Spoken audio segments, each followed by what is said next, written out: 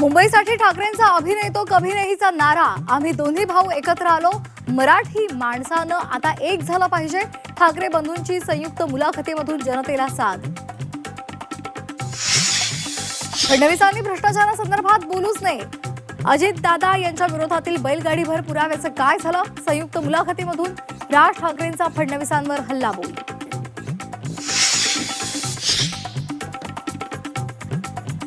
40 आमदारांसाठी खोक्यांचे 2000 कोटी आले कुठून?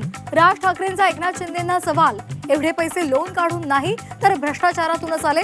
संयुक्त मुलाखतीमधून राज ठाकरेंचा घणाघात.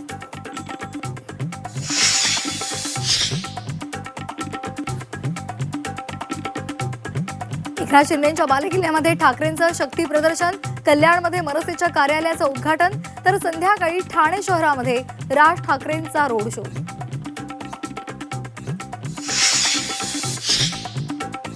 नागपूरमध्ये आज तर्री पोहा विथ देवाभाऊ. भारत गणेशपुरे आणि स्पृहा जोशी मुख्यमंत्री देवेंद्र फडणवीसांची प्रकट मुलाखत घेणार. जनतेच्या प्रश्नांनाही उत्तरं देणार. 2030 पर्यंत मेट्रोची सर्व कामं पूर्ण होणार. ठाण्यातील मुलाखतीमध्ये मुख्यमंत्री देवेंद्र फडणवीसांकडून मेट्रोसाठी डेडलाईन तर 2028 पर्यंत बुलेट ट्रेनही सुरू होणार असल्याची ग्वाही.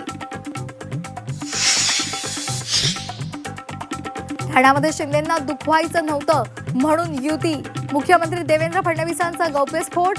जागा वाटप आणि राजकीय फायदा पाहिला नाही, फडणवीसांची माहिती.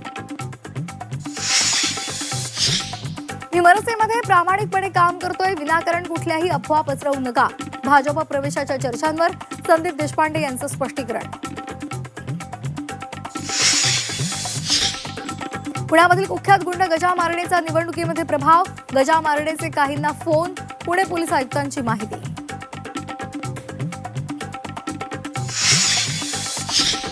विधिमंडळाच्या दोन्ही सभागृहातील सत्ताधारी पक्षांचे मुख्य प्रतोद यांना मंत्रिपदाचा दर्जा.